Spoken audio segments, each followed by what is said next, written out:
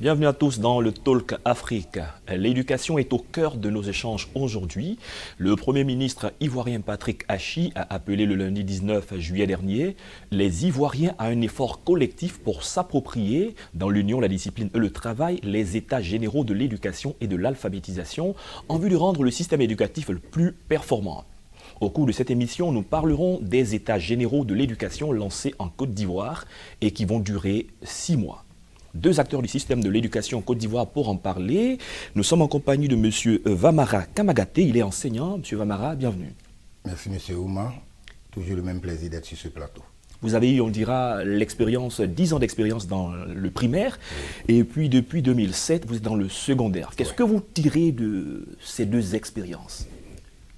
Merci M. Ouma. Ce que nous tirons déjà de ces deux expériences, c'est déjà au niveau de la classe d'âge que nous avons au niveau du primaire, au niveau du secondaire, c'est-à-dire les enfants.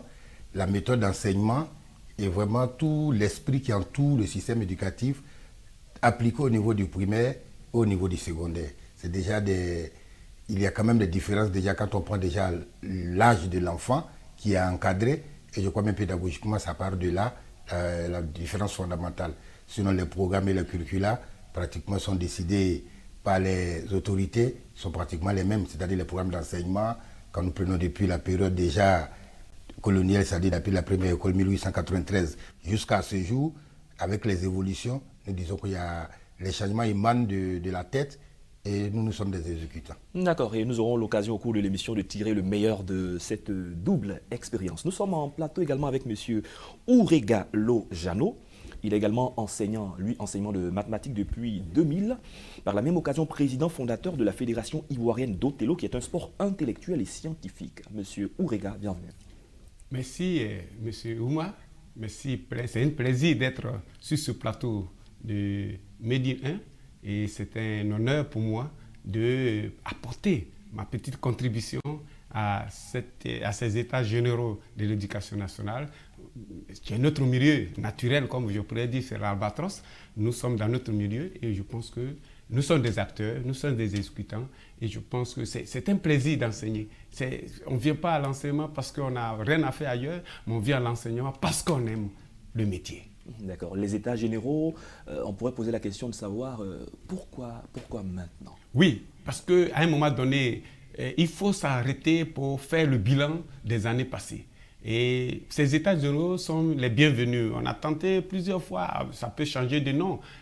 C'est vrai, même qu'on fait des réunions d'entrée, qu'on fait des réunions pédagogiques, ce sont les états généraux parce qu'on fait le bilan. Chaque année, on fait des bilans pour voir ce qui marche, ce qui ne marche pas. Mais quand c'est à l'échelle nationale, comme avec la présence de l'État de Côte d'Ivoire, le Premier ministre était là, quand tout le parterre de personnalités de ceux qui soutiennent l'éducation était en place, lors du lancement, ça veut dire qu'il y a quelque chose qui n'a pas marché. Et lorsqu'il y a, moi j'appelle ça une plaie béante, il faut s'arrêter pour soigner cette plaie. Même si on ne peut pas atteindre la perfection, mais il faut tout faire pour amoindrir un peu le mal. M. Ourega a dit tout à l'heure, la passion d'enseigner, le métier d'enseignant, oui, c'est un métier passionnant. Est-ce que sans la passion dans ce métier, on peut être un bon enseignant, M. Vamara? Bon, je vais rejoindre M. Ourega tout à l'heure pour dire qu'effectivement, c'est une des fautes, des plaies aujourd'hui de la société. Quand nous parlons de la crise au niveau de l'école, c'est ce qui amène à faire des états généraux. Je disais tantôt que toute société, à un moment de sa vie, en tout cas de son histoire, est confrontée à des réalités nouvelles. Donc partant de là, il faut forcément, à un moment donné, s'arrêter et puis se poser les questions. Qu'est-ce qui n'a pas marché? Cette crise de l'école, quels sont les différents facteurs? C'est pourquoi lorsqu'il dit qu'il faut de la passion, effectivement, quand je prends les années un peu reculées, l'école, les enseignants venaient par passion. J'ai une anecdote là-dessus. Oui. Il y a, à l'université, on envoyait souvent des listes aux étudiants pour leur faire des propositions déjà de poste. Quand on voit un peu le cheminement de l'école, où il y a eu la formation d'abord des subalternes, des cadres pour le temps colonial, et nous sommes après passés à la formation des cadres pour le besoin de l'administration. Mais on envoyait des listes à l'université pour demander aux gens, aux étudiants, qui sont ceux qui sont prêts à quitter les bancs pour aller par exemple à l'ENA. Mais l'ENS était l'école la plus sollicitée parce que les gens voyaient là le savoir, la passion d'aller transmettre. C'est pourquoi ce qu'il dit effectivement, nous confirmons, ne vient pas à l'enseignement vraiment qui veut, même si aujourd'hui, quand nous allons débattre des plaies de l'école, on pourra parler des enseignants de maintenant, mais la passion vraiment est prédominante. Monsieur Auriga, vous étiez au lancement de ces états généraux et le Premier ministre, dans son discours, il a affirmé que l'école ivoirienne est l'affaire de tous. Elle sera ce que nous, Ivoiriens, aurons voulu qu'elle soit. Quel est votre commentaire d'une telle phrase? Oui, mais le Premier ministre a planté le décor. Parce que l'éducation, les gens parlent de l'école. L'école ne va pas. Mais l'école est où? L'école en nous. C'est nous-mêmes. La manière de rire, la manière de nous comporter, la manière de saluer, nos réactions, c'est l'école. Donc, on peut pas. L'école n'est pas ailleurs, et puis nous, on est ailleurs. Nous sommes confondus à l'école. Nous sommes dans le même ensemble de définitions. Si on est dans l'ensemble N, on parlera de l'ensemble N. Mais nous sommes dedans. On va dans l'ensemble Q jusqu'à l'ensemble C. Nous sommes dedans.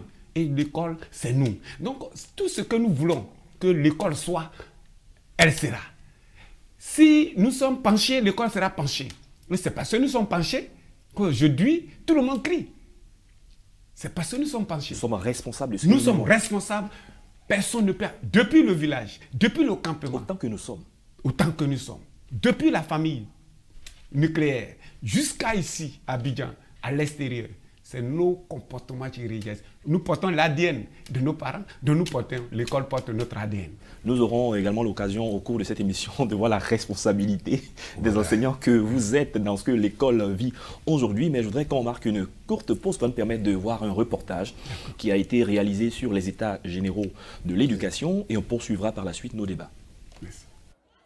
Depuis ces 2 dernières décennies, l'école ivoirienne a commencé à perdre ses lettres de noblesse. Pour générer des solutions durables, consensuelles et contextuelles face aux défis de l'éducation, le gouvernement ivoirien, à travers le ministère de l'Éducation nationale et de l'alphabétisation, organise des états généraux de l'éducation et de l'alphabétisation.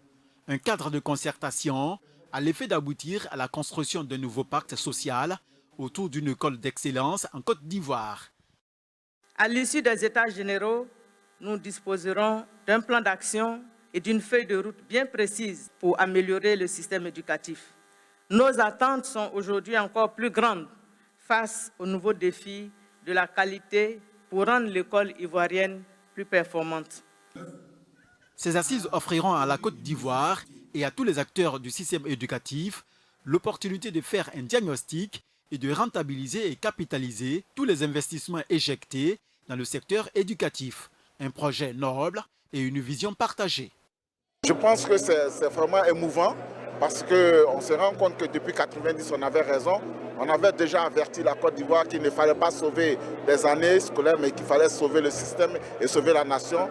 Au moins, ça permettra aux parents de suivre aussi les élèves et tout, et puis leur inculquer certaines éducations pour que chaque élève puisse s'auto-former. Les travaux des états généraux de l'éducation nationale et de l'alphabétisation s'étendront sur une période de 6 mois et prendront fin avec la remise officielle des conclusions au chef de l'État. Elles serviront de base pour construire une école ivoirienne plus résiliente et compétitive dans les années à venir. Alors de retour en plateau, vous avez suivi ce reportage qui dit que pendant 6 mois, il aura les états généraux de l'éducation et de l'alphabétisation. Monsieur Vamara, en quoi ça va consister? Bon, il faut dire que les états, M. Ouma, les états généraux ici appellent tout simplement à toute la nation, toutes les couches socio-professionnelles, venir discuter du mal que vit l'école. Donc aujourd'hui, quand on parle des états généraux, c'est de rassembler toute la nation. Madame le ministre disait par exemple qu'il aura, ça va se passer dans les districts, dans les régions, des forums en émo pour discuter franchement, comme le Premier ministre l'a dit, pour dire qu'est-ce qui ne va pas et de le faire de façon sincère, de façon franche, sans tabou. Voici un peu ce que nous pensons des états généraux, c'est venir s'asseoir, discuter, échanger franchement sur les mots qui minent le système éducatif et partant de là proposer des solutions pour que notre école aille mieux, pour que nos diplômes soient reconnus à l'extérieur, pour que nos enfants soient au même niveau de formation et d'intellectualité que les autres enfants des autres nations. Voici un peu ce que les États généraux attendent de nous. D'accord, parlons des mots qui minent l'école ivoirienne. Si on veut certainement les égrener, peut-être qu'on n'en finira pas.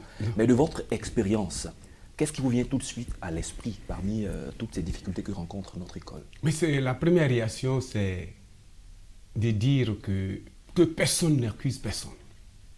C'est ça, parce que c'est ça qui fait le mal. On est là, on s'élève lorsque, au cours de l'année, aucun parent ne visite un chef d'établissement. Et puis à la dernière minute, demain on proclame les résultats, on dit que c'est le professeur qui est mauvais. Donc d'abord lui il est bien, et puis l'autre est mauvais. Et chaque fois qu'on utilisera ces mots, on n'aura pas de solution. C'est bien.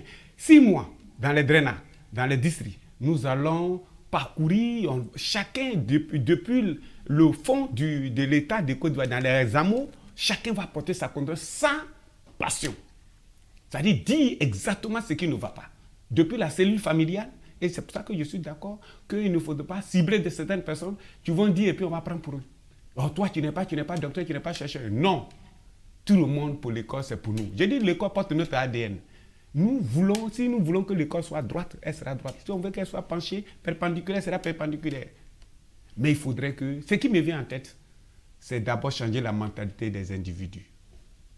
C'est la mentalité. De quel individu? De tout le personnel du système éducatif. D'accord, vous lâchez un mot, le système. Tout à l'heure dans le reportage, on a vu qu'il ne fallait pas chercher à sauver les années. Il fallait sauver le système. Est-ce que le système, il est en difficulté? Est-ce qu'il est en péril? Bon, M. Ouma, je disais tantôt qu'au niveau des programmes, il est force de constater que les nations sont toujours confrontées à des réalités nouvelles. Je pense aujourd'hui l'éthique qui rentre en jeu. Et tous les programmes aujourd'hui sont en fonction de la réalité, j'allais dire économique, sociale, culturelle d'une nation. Même s'il faille aller prendre ailleurs, copier, mais il faut venir adapter. Donc les mots du système, effectivement, comme je l'ai dit tantôt, quand on prend depuis la genèse, c'est-à-dire depuis le 19e siècle, 1893, jusqu'à maintenant, partie de la méthode traditionnelle, télévisuelle, PPO, FPC, APC, c'est dire qu'il y a une adaptation nouvelle à faire. Là, moi, je ne vois pas d'inconvénient. Mais quelle est l'adaptation qu'on en fait aux réalités socio-culturelles de notre pays, par exemple, de nos enfants, de nos réalités sur place? Donc, le système en lui-même, il peut y avoir des failles. Moi, je dirais que les failles viendront peut-être simplement de la copie. Qu'est-ce qu'il faut? Comment adapter? Comment adapter à nos réalités? Sinon, aucune société ne peut être statique. Sinon, on allait rester à la méthode traditionnelle, tant adulée par certains, pour dire que la méthode traditionnelle, avec tout son corollaire, la chicotte qui a banni, bien sûr, mais est-ce que l'éthique existait à cette période? C'est pourquoi nous disons que le système en lui-même, les experts et les praticiens peuvent se retrouver pour le décortiquer. Mais de façon générale, pour l'ensemble du commun, du mortel, il n'est pas pour moi question de décrier à 100% le système parce qu'il y a des réalités auxquelles nous devons nous adapter aussi.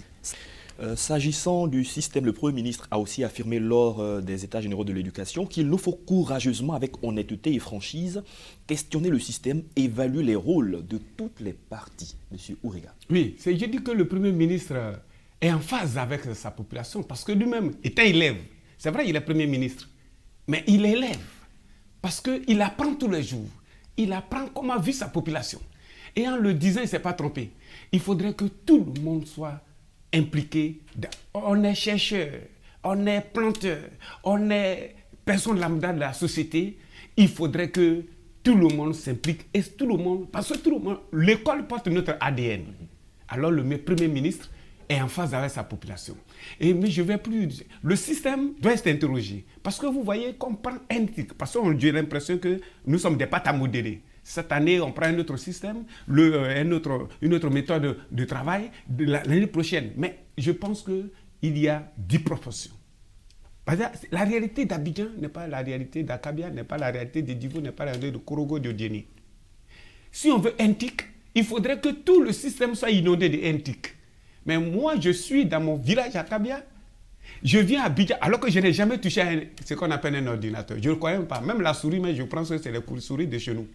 J'arrive à Abidjan, on me dit, voilà souris. Je ne sais pas de quoi il s'agit. Il faudrait qu'on mette tout le monde au même niveau d'information. Il ne faudrait pas qu'il y ait 2 poids, 2 mesures. D'accord, parlons des apprenants. On reproche aux élèves d'être paresseux, leur niveau il est bas. Quel est le problème?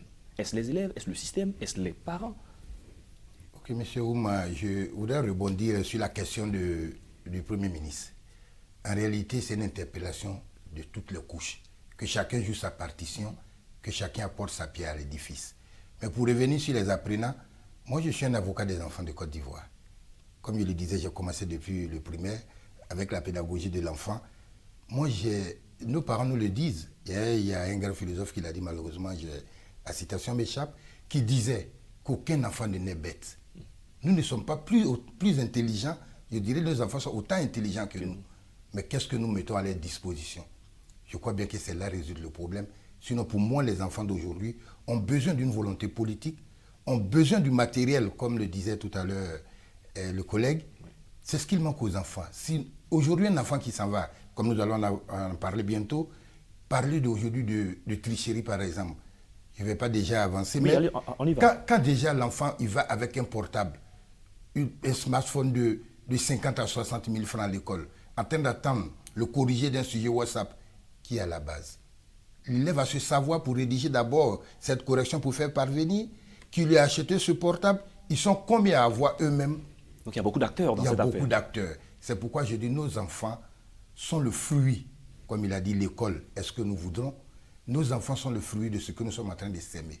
Si nous les mettons dans les conditions que nous souhaitons pour eux, nos enfants. Aujourd'hui, il y a des élèves ivoiriens qui, malgré ce système tant décrié, qu'aujourd'hui, on va voir bientôt à la télévision, certains qui s'envoient aux États-Unis, en France, parce qu'ils ont obtenu des 300 et quelques de points à ces mêmes examens qui excellent.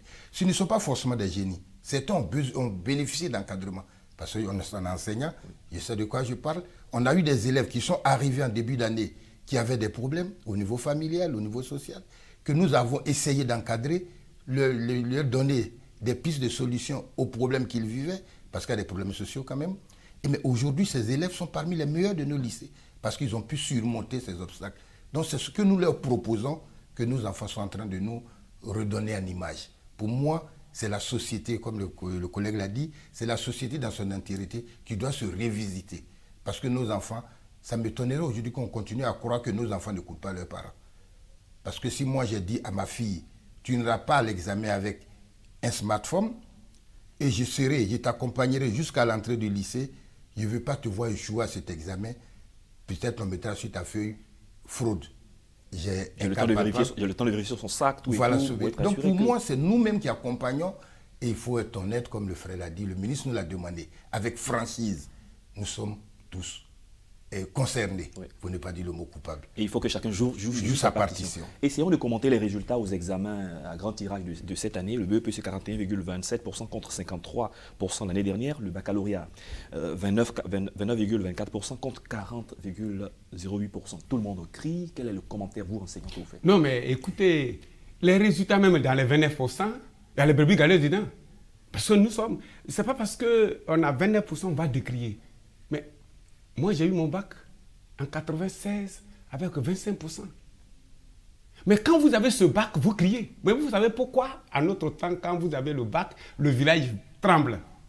Parce que c'est une valeur intrinsèque. Et c'est cette valeur intrinsèque-là que nous voulons relever. C'est ça les états généraux. Mais vous savez, nous, quand on était au CM2 en 82, le maître met un problème de J-Orion aux environs de 11h40. Vous finissez, vous sortez, sinon vous retrouvez à 14h.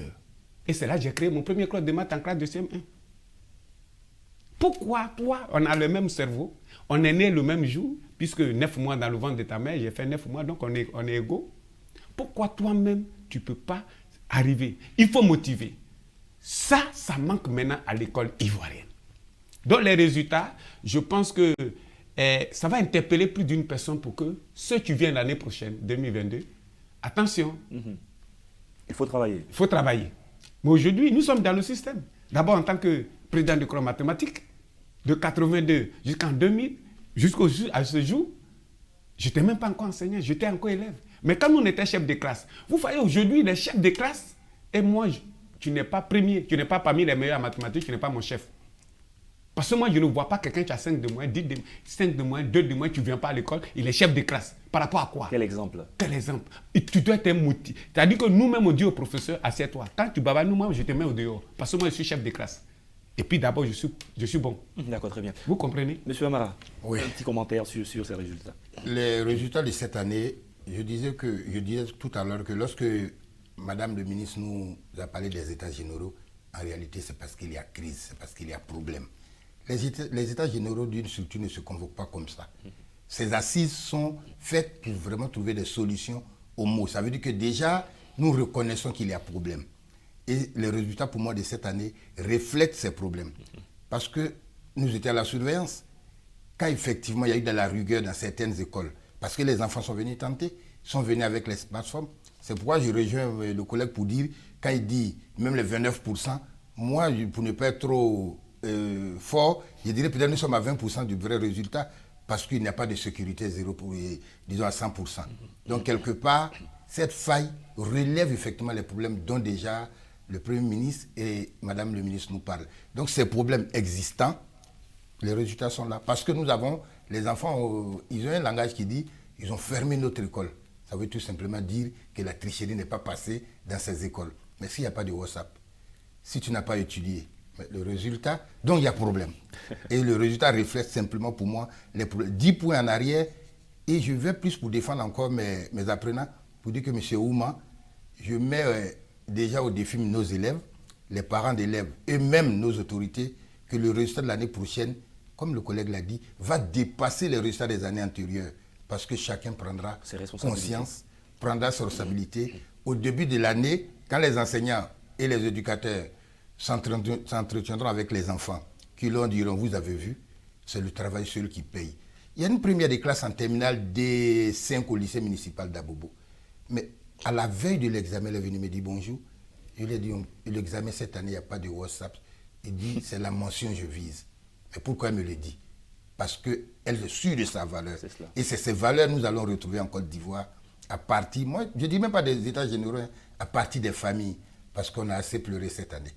Les familles, je vais dire. Ouais. Donc chacun prendra conscience et tout, ils se mettront au travail. Et l'année prochaine, nous reviendrons ici pour dire, nous sommes à plus de 50%, parce que la nation ivoirienne prendra le taureau par les cornes et l'école ivoirienne va aller de l'avant. Monsieur Ourega, j'ai espoir. Quel est votre rêve d'enseignant quand vous regardez les États généraux qui ont été convoqués? Oui, mais je pense que les États généraux vont nous permettre de dire que tu ne veux pas enseigner, il faut quitter dans le système. C'est ça. C'est vrai, on parle d'élèves, ce n'est pas élèves seulement, c'est tout le système. Tous les acteurs. Dès la rentrée, moi, j'ai toujours dit, dans ma classe, pas de cellulaire. Vous savez, parce que c'est là la base. Les mathématiques, nous avons l'ensemble de définitions. C'est dès la rentrée. Parce que les smartphones, ce n'est pas le jour de l'examen qu'on a commencé à utiliser. C'est depuis la rentrée, depuis la classe, même les devoirs intercalaires. On s'est habitué à ça. Oui, on s'est habitué à ça. Vous savez, les gens ne viennent pas, il y a des gens qui ne viennent pas à l'école. Ils veulent tricher. Quand tu te lèves, on dit non, il faut laisser. Même souvent, à cause des téléphones, on gifle un enseignant. Mais ça ne va pas quelque part. La femme, l'élève commence à s'habituer. Et moi, il y a une élève qui est venue me dire, monsieur, nous, on est en train de collecter nos 100 francs, 100 francs. Pour dire qu'on prépare quelque chose. On prépare quelque chose pour la rentrée prochaine. C'est ça qui va changer. Si, dès le début de l'année, si les cellulaires, comment un élève peut avoir un cellulaire de 50 000, 60 000? Lui, il travaille où? Qu'est-ce qu'il va en faire? Lui, il travaille où? Si ton papa ne t'a pas appelé, j'étais en classe, on fait un devoir commun de tout Yopougon.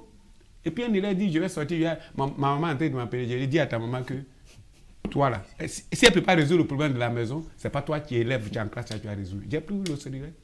Mais grincement dedans que ça peut. S'il veut, le fondateur, quand il chassait de l'école, je m'en fous. Mais j'aurais apporté quelque chose. Il faut être cette rigueur et je pense qu'il faut qu'on sache. Je bondis sur ce qu'il a dit. Vous savez, c'est nous les parents même. Mon fils était en 3e, 3 ans en avant. Il a fait une dictée, tout fait des fautes. Je vois, j'ai cru que c'était 0, il a 16. Il dit, mais toi là-haut, tu as échoué. BPC là, tu as échoué. Si tu veux, il faut monter descendre. Ça m'a dit non, pourquoi? J'ai dit non, quitte là. Chacun a son milieu. Lui là, a dicté qu'il a fait là, ça là. c'est fini. Donc, effectivement, il a échoué. Il veut il dit, papa, tu peux me payer seconde. J'ai dit, non, moi, il n'y a pas d'argent pour ça. Toi-même, tu vas t'emmener en seconde.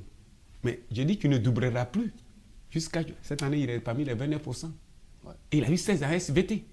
16 à l'examen en SVT. Mais il n'est pas comme moi. Il n'est pas fort en mathématiques comme moi. Il a préféré prendre les physiques. J'ai dit, c'est très bon. Mais c'est qui est celui qui est dans les sciences. Mais il a eu 16. Mais vous savez, donc c'est ça. Si chaque parent arrive à agir de la sorte, le système va changer. J'ai dit, c'est depuis la base. D'accord. Les sujets sont très intéressants. Cependant, nous sommes à la fin de l'émission. Je vois M. Vamara qui est surpris. On aura certainement d'autres sujets qui se rapportent aux États généraux. Et vous serez certainement appelés pour qu'on en discute encore à bâton rompu. Merci à tous, on dira merci aux téléspectateurs de nous avoir suivis. Merci à M. Vamara, qui est enseignant. Merci d'avoir répondu à nos questions et surtout pour la pertinence de votre intervention. Merci à vous, M. Ourega. Je rappelle que vous êtes enseignant de mathématiques et président de la fondation de la Fédération ivoirienne d'Othello. On en parlera certainement dans d'autres occasions. Merci. C'est la fin de cette émission. Merci à tous de l'avoir suivi et excellente suite de nos programmes. Vraiment.